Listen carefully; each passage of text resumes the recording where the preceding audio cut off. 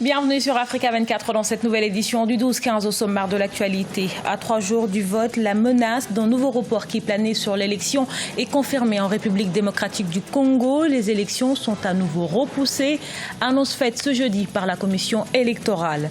Les Togolais, eux, se rendent aux urnes ce jeudi pour des élections législatives. Le scrutin est boycotté par la principale coalition de l'opposition qui accuse le gouvernement de ne pas respecter la feuille de route de la CEDEAO.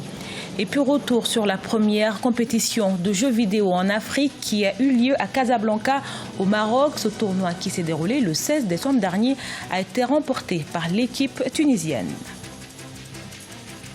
Mais tout d'abord, en République démocratique du Congo, les élections générales sont reportées, des décisions annoncées par la commission électorale ce jeudi. Dans le même temps, les autorités de la province de Kinshasa ont suspendu la campagne dans la capitale pour des raisons sécuritaires. Des retards dans les commandes comme dans le déploiement du matériel sont également notés. C'est la première fois qu'un tel report est annoncé depuis l'annonce de l'actuel calendrier électoral le 5 novembre 2017 par le président de la CENI.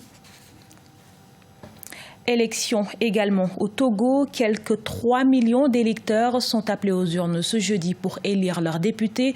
Un scrutin sans enjeu majeur puisque la coalition des 14 partis d'opposition n'y prend pas part. Elle estime que les autorités n'ont pas respecté leurs engagements inscrits dans la feuille de route de la CEDEAO. De l'autre côté, les autorités se disent confiantes, mais la vigilance reste de mise. La commission électorale a fait le tour de quelques bureaux de vote et l'affluence dans certains bureaux de vote n'était pas celle des grands jours. On écoute à ce propos Kodjona Kadagan, le président de la CENI. Ce 20 décembre 2018 a commencé très tôt, c'est-à-dire depuis 7 heures, le vote général sur toute l'étendue du territoire national, y compris le moyen mono où nous avions eu des soucis dus à un incendie involontaire hier. Les Burkinabés sont en majorité satisfaits. Ce sont les mots de maître Benewende Stanislas Sankara. Le premier vice-président de l'Assemblée nationale du Burkina Faso a rejoint la majorité présidentielle après plus d'une décennie dans l'opposition. Également président du parti UNIR, il dresse un bilan de mi-parcours des actions du gouvernement Cheikh Omar Bandaogo. Au lendemain des élections présidentielles et législatives du 29 novembre 2015 au Burkina Faso, il a créé la surprise en rejoignant la majorité présidentielle. Pourtant, maître Benewende Stanislas Sankara a, pendant plus de 15 ans, milité dans l'opposition qu'il a fini par diriger en tant que chef de file de l'opposition. Ceux qu'il avait combattus toutes ces années sont donc devenus ses alliés. C'est plutôt un mariage de raison. Nous n'étions pas obligés d'aller à une alliance parce que déjà en 2015, moi j'étais candidat à l'élection présidentielle. Nous avons eu des députés et après les élections, nous avons fait une analyse avec l'ensemble des structures du parti et nous avons décidé de soutenir l'action gouvernementale pour la stabilité de ce pays. La majorité au pouvoir et ayant des postes ministériels dans le gouvernement, son parti, l'UNIR-PS, endosse une partie de responsabilité de l'action gouvernementale. Et une des urgences pour le pouvoir en place, c'est la lutte contre le terrorisme. L'Assemblée nationale a pu mettre en place une commission ad hoc qui s'est penchée sur la question et nous avons fait des recommandations au gouvernement. Il y en avait au total 14 et le gouvernement est en train de prendre des dispositions idoines pour relever ce défi et sécuriser le Burkina Faso. Si certaines décisions du gouvernement ont poussé la population dans la rue pour réclamer des meilleures conditions de vie, maître Benewende Sankara, lui, se défend en affirmant que plus de 50% des Burkinabés sont satisfaits de la gestion actuelle du pouvoir. Il reconnaît néanmoins que toutes les attentes n'ont pas encore été comblées. La filière coton du Cameroun vient de bénéficier d'importants financements pour son essor. Plus de 64 milliards de francs CFA seront accordés à ce secteur qui a connu il y a quelques années une chute drastique de sa production, soit 109 000 tonnes en 2009. Les fonds vont davantage servir pour l'achat des engrais et des pesticides. Les précisions de Corinne Kamsofahem.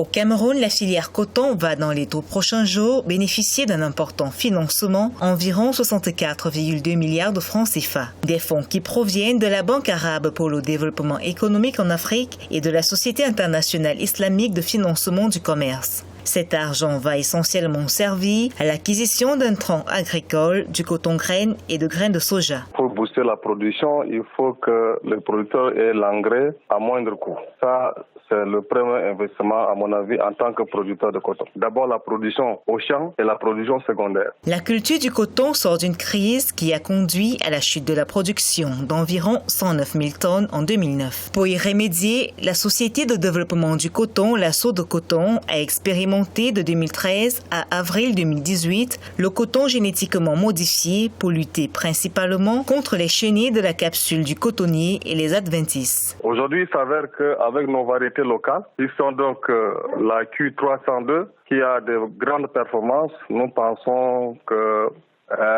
l'OGM n'est pas profitable à notre avis parce que nous avons le meilleur rendement du coton aujourd'hui.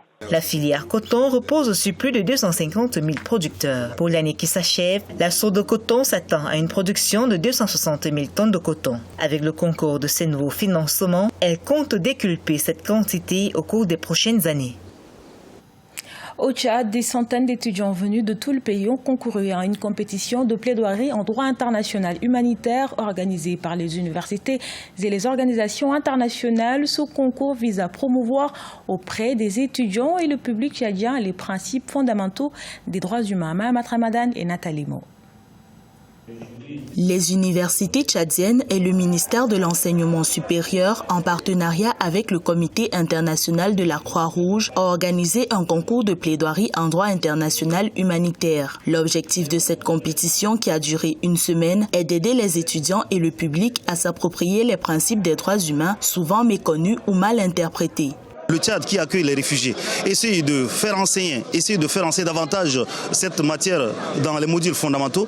Et bien ça permet la sensibilisation des gens, des humanités qui travaillent autour de ces réfugiés. Ça permet à ces étudiants qui sont aujourd'hui des ambassadeurs de droit de vulgariser davantage ces droits et de permettre sa mise en pratique et son respect, parce que le droit humanitaire, c'est le droit de la vie, c'est le droit qui protège les humains. Les étudiants ont pris part à cette compétition de plaidoirie sur des sujets fictifs inspirés des violations, des crimes de guerre, crimes contre l'humanité et crimes de génocide. Ils ont été jugés par le jury sur les critères du respect du temps imparti, la complémentarité, la cohérence et la rhétorique. Ce qui est important, c'est de s'assurer que lors de conflits armés, le droit international humanitaire soit respecté par les forces combattantes ou les parties à un conflit. Mais plus encore, il est important, en amont des conflits, de pouvoir s'assurer que chacun sache ce qu'est le droit international humanitaire. Et plus encore, au niveau des étudiants. À l'issue d'une compétition serrée, les étudiants de l'université de N'Djamena ont remporté le concours national de la plaidoirie en droit international humanitaire, secondé par ceux de l'université Adoumbarka d'Abéché. Les grands gamers africains étaient à l'honneur à Casablanca au Maroc le 16 décembre. La première compétition de e-sport, sport électronique, a réuni des joueurs réguliers de jeux sur ordinateur ou sur console venant de 7 pays africains. Un tournoi qui s'est clôturé sur une victoire en finale de l'équipe tunisienne. Plus de détails avec Gladys Mwamba.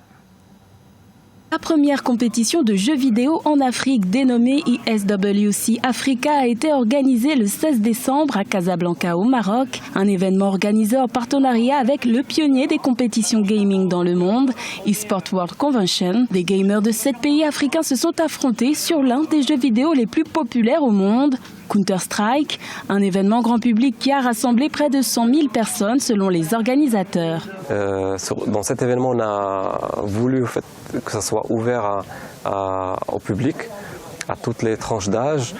Les gens sont venus nombreux, on était agréablement surpris.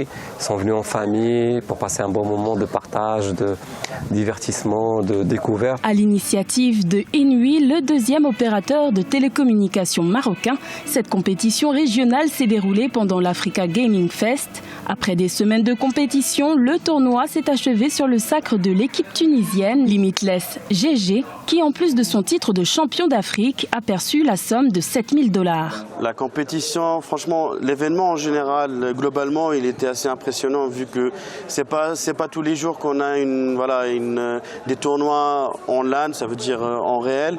On doit faire le déplacement, tout ça. Bien sûr, ça n'a pas été parfait pour les transports, tout ça, mais c'est normal, c'est une première. C'est déjà très bien. Encore peu exploité en Afrique, l'e-sport est l'un des marchés à plus forte croissance dans le monde. Près de 30% des Africains âgés entre 18 et 24 ans seraient adeptes du sport électronique. Ce journal a été réalisé par l'ensemble de la rédaction. Merci pour votre fidélité. Retrouvez dans un instant une nouvelle édition de l'actualité sur Africa 24.